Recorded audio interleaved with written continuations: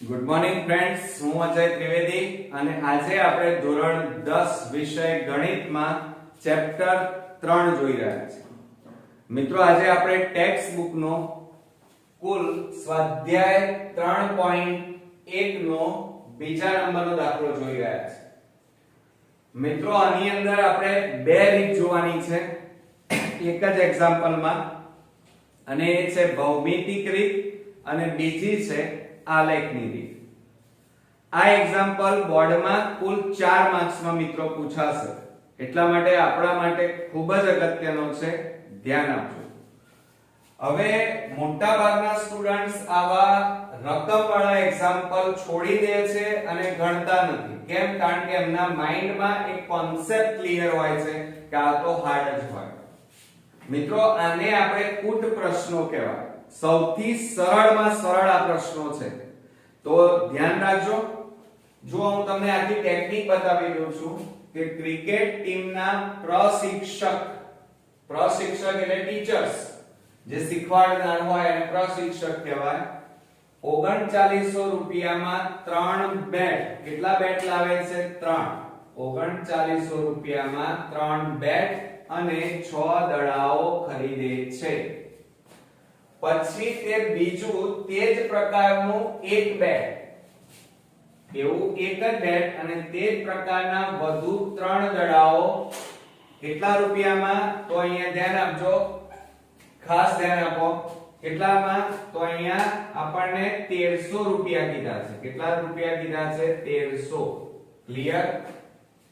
હવે 1300 રૂપિયામાં ખરીદે છે. આ પરિસ્થિતિને બૈજિક અને ભૌમિતિક રીતે દર્શાવો.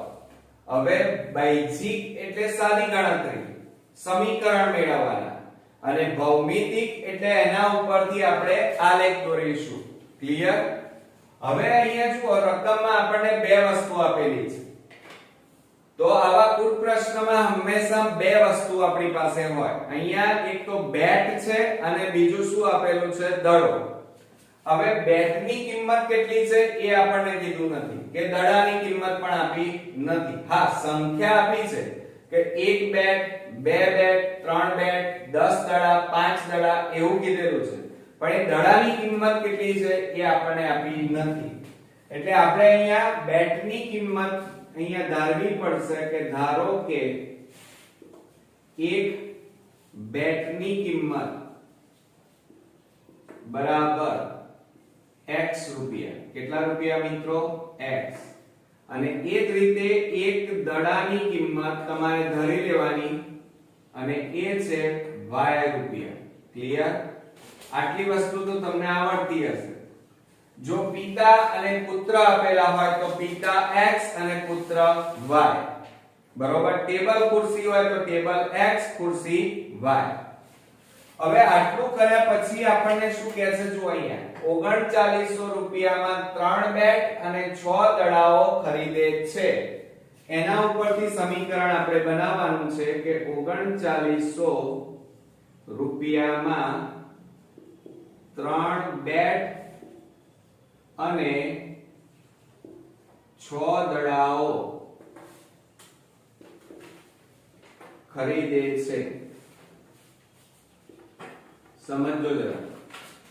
હવે અહીંયા જુઓ, 3 બેટ, અહીંયા બેટની કિંમત કેટલી છે? x. તો 3 ગુણ્યા x થાય એટલે સમીકરણ શું બનશે? 3x વત્તા 6 દડા. 6 દડા, દડા એટલે y, અને 6 દડા છે એટલે 6 ગુણ્યા y એટલે 6y થાય. અને બરાબર કુલ કિંમત એમની કેટલી છે? 3900 રૂપિયા. જોજો. હવે અહીંયા જુઓ, ગુણાકાર કેમ કરો?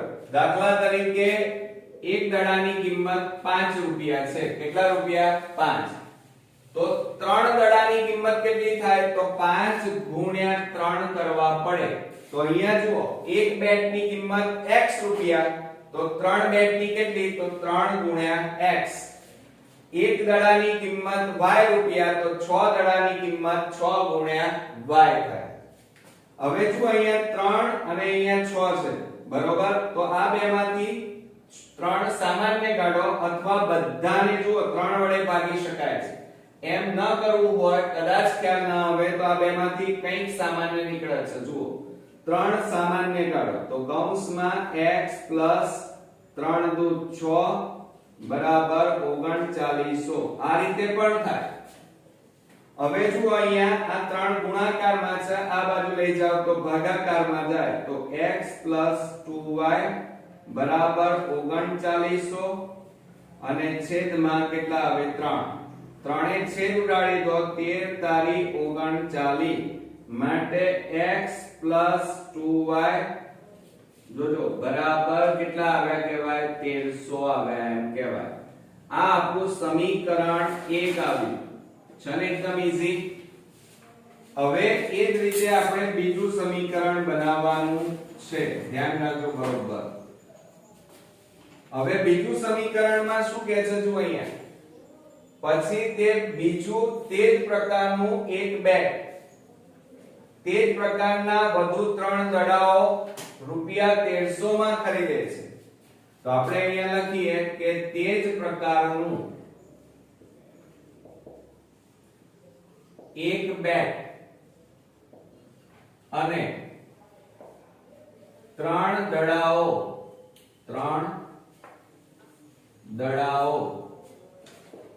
1300 રૂપિયામાં ખરીદે છે. ક્લિયર? તો હવે શું કરીશું જુઓ, એક બેટ એટલે એક બેટની કિંમત કેટલા રૂપિયા છે x, તો 1 ગુણ્યા x એટલે કેટલા થાય x વત્તા 3 દડા, એક દડાની કિંમત y રૂપિયા તો 3 દડાની કિંમત 3 ગુણ્યા y એટલે 3y અને કુલ કિંમત કેટલા રૂપિયા છે 1300 રૂપિયા.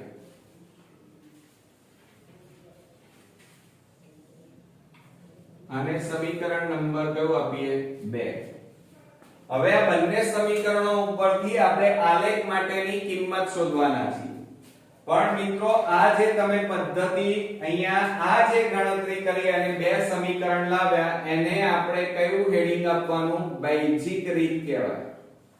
એને કઈ રીત કહેવાય મિત્રો, બૈજિક રીત કહેવાય. અને હવે તમે જે ગણવા જવાના છો એને આલેખની રીત કહેવાય. કઈ રીત કહેવાય, આલેખની રીત અથવા ભૌમિતિક રીત કહેવાય. કઈ રીત કહેવાય, ભૌમિતિક રીત પણ લખાય. ચાલો હવે આપણે શું કરીએ ધ્યાન આપજો બરોબર. પહેલું સમીકરણ આ લઈએ, ચલો 1 નંબર x 2y બરાબર 1300. આપણે અહીંયા કોઠું દોરી દઈએ.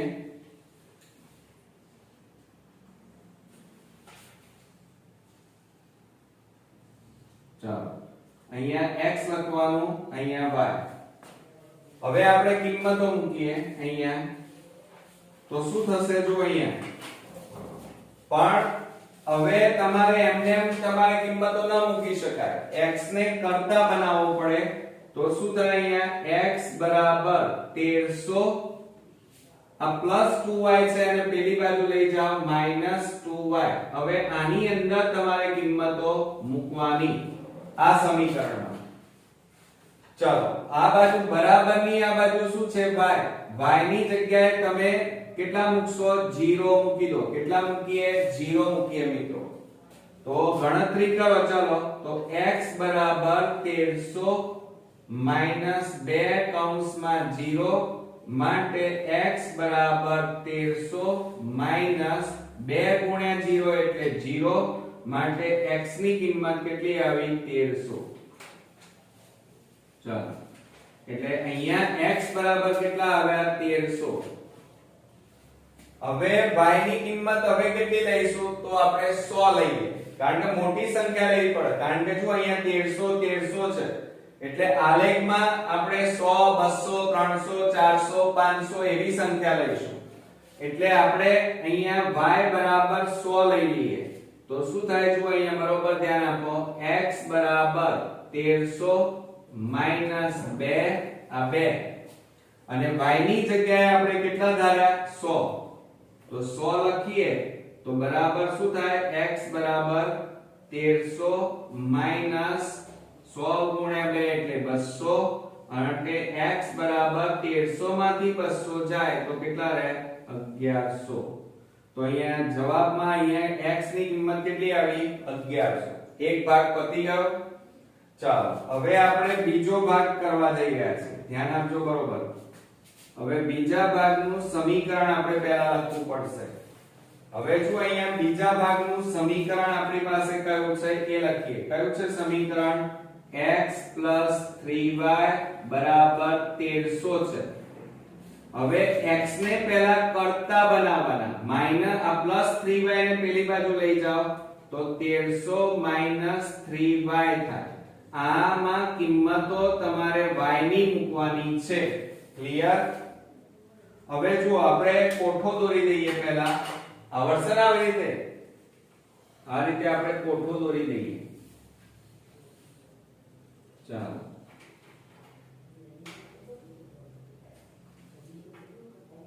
આ x y. હવે આની અંદર y ની જગ્યાએ તમે 0 મૂકી દો. ચાલો આ y ની જગ્યાએ આપણે 0 મૂકીએ તો આની અંદર ગણતરી કરો.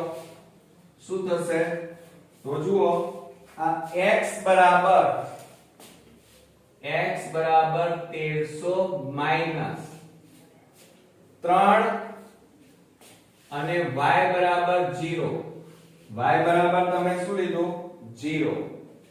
તો માટે x બરાબર 1300 માઈનસ 3 ગુણ્યા 0 એટલે 0. માટે x બરાબર કિંમત આવી કેટલી આવી મિત્રો 1300. ચાલો એટલે અહીંયા આપણે લખી કાઢીએ 1300. હવે y ની કિંમત તમે કેટલી લેશો? તો આપણે 100 લઈ જોઈએ. ચાલો 100 લો અને 100 તમે મૂકવાની છે આની અંદર બીજા સમીકરણમાં. તો હવે શું કરીશું જુઓ બરોબર ધ્યાન આપજો કે x બરાબર 1300 માઈનસ 3 કૌંસમાં 100. તો માટે x બરાબર 1300 માઈનસ 100 ગુણ્યા 3 એટલે 300 થાય. અને માટે x બરાબર 1300 માંથી 300 જાય તો કેટલા રહે મિત્રો? કેટલા રહેશે? 1000 રહે ને? તો x ની કિંમત કેટલી આવી 1000. ક્લિયર? તો આપણે અહીંયા લખી કાઢીએ 1000. હવે આ બધી બાબતોને આપણે આલેખમાં દર્શાવવાની. આલેખમાં તમને ખબર છે અહીંયા x અક્ષ, આ x ડેશ અક્ષ, ઉપર y અક્ષ અને નીચે y ડેશ અક્ષ થાય. હવે અહીંયા કોઠો હંમેશા પહેલા જોવાનો. અહીંયા જુઓ 1300 1000 100 આવી કિંમત છે અને આ બધી કિંમતો દર્શાવવા માટે હંમેશા તમારે 100 થી શરૂ કરવાની. પણ ઘણીવાર મોટી સંખ્યાઓ માતી ના હોય તો 300 400 500 600 700 આ રીતે ચાલુ કરવાની. હવે અહીંયા y અક્ષ ઉપર જોવાનું. y અક્ષ ઉપર મોટામાં મોટી સંખ્યા કઈ છે 100. અહીંયા કેટલી છે 100. તો અહીંયા 100 ના માં તો 10 થી શરૂઆત કરવાની. 10 10 નો તફાવત લેવાનો. 10 20 30 40 50 60 આ રીતે y અક્ષ ઉપર દર્શાવવાનું અને x અક્ષ ઉપર તમારે અહીંયા 300 400 500 એ રીતે દર્શાવવાનું. ક્લિયર? હવે આપણે પહેલો આલેખ દોરવા જઈ રહ્યા છીએ. જુઓ y બરાબર 0 અને x બરાબર 1300. તો x અક્ષ ઉપર કેટલા છે 1300.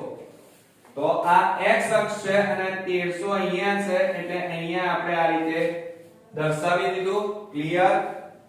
હવે આપણે શું કરીશું ધ્યાન આપજો બરોબર.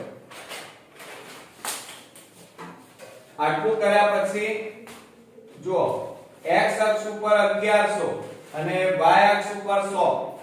જો આ 1100 છે જોયું બધાએ? આ x અક્ષ ઉપર 1100 અને y ઉપર 100. y ઉપર 100 એટલે અહીંયા. તો અહીંથી આમ જવાનું, અહીંથી આમ જવાનું તમારે. અને 1100 કેટલા છે અહીંયાથી? તો આમ તમારે જવાનું. અહીંયા જ્યાં ભેગા થાય ત્યાં રાઉન્ડ કરવાનો આ રીતે. અને બાકીની આ લીટી તમારે પૂછી નાખવાની. આ તો સમજવા માટે છે ખાલી. થઈ ગયું? બે બિંદુઓ દર્શાવી દીધા. તો તો હવે તમારે ફૂટપટ્ટીની મદદથી તમારે લાંબી લીટી દોરી દેવાની. ચાલો હવે આપણે એની અંદર દર્શાવી દઈએ છીએ.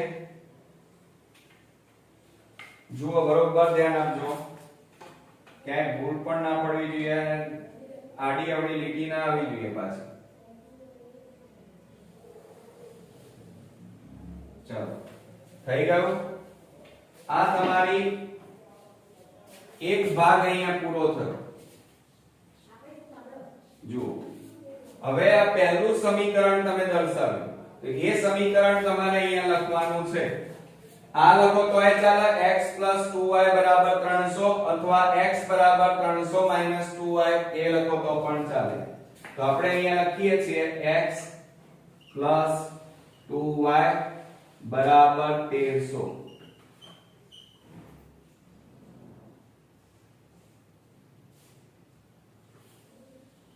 ચાલો થઈ ગયું. હવે આપણે બીજા સમીકરણના બિંદુઓ દર્શાવીએ. x અક્ષ ઉપર 1300, તો આ તો 1300 તો છે જ, અને y બરાબર 0 એટલે આટલે જ આવે આ બિંદુ. x અક્ષ ઉપર જ આવે 1300. પછી x અક્ષ ઉપર 11 અને 1000 ક્યાં છે જુઓ, 1000 આ રહ્યું. અને y અક્ષ ઉપર 100, તો આ y અક્ષ આ છે આપણો, અને એમાં 100 ની લાઈનમાં આમ જવાનું તમારે. અને x અક્ષ ઉપર કેટલા છે, 1000 અહીંયા જુઓ આ રહ્યા. અહીંથી આમ ઉપર ચડવાનું, અહીંથી આમ આવવાનું, અહીંયા જ્યાં ભેગા થાય ત્યાં આ રીતે રાઉન્ડ કરવાનો. આવડશે ને હવે આ રીતે દર્શાવતા, બિંદુઓ દર્શાવવા એ જ મેઈન છે મિત્રો. હવે અહીંયા ધ્યાન આપો તમે. જુઓ આ બિંદુ બંનેમાં કોમન છે, બંને સમીકરણોમાં. તો હવે હું થોડી પેન બદલી નાખું છું, ધ્યાન આપજો જરા.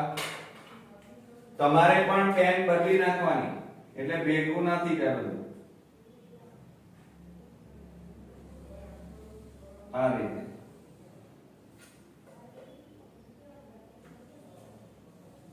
ચલો થઈ ગયું. અહીંયા એરો મારી દેવાનો બંને બાજુ. આ છેદ બિંદુ કહેવાય.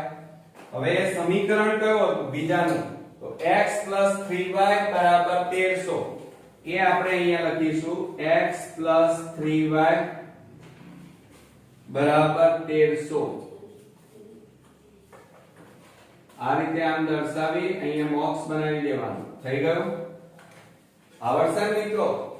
તો આ રીતે આપણે 4 માર્ક્સ નો એક્ઝામ્પલ આજે પૂરો કર્યો. આને કૂટ પ્રશ્ન કહેવાય મિત્રો. હંમેશા કૂટ પ્રશ્ન વાળા એક્ઝામ્પલ બોર્ડમાં પૂછાય તો ગભરાવાનું નહીં. રકમ વાંચવાની અને રકમ સમજવાની અને શું ધારવાનું છે એ નક્કી કરી નાખો. અને જો તમે સમીકરણ બનાવતા શીખી ગયા તો તમારે આ દાખલાઓ આવડી જવાના છે. હવે આ રીતે આપણે અહીંયા બે રીતો આપણે જોઈ. કઈ કઈ મિત્રો જોઈ? એક તો બૈજિક રીત આપણે જોઈ, જેમાં આપણે સમીકરણો બનાવ્યા, અને ત્યાર પછી ભૌમિતિક રીત એટલે કે આલેખની રીત આપણે જોઈ.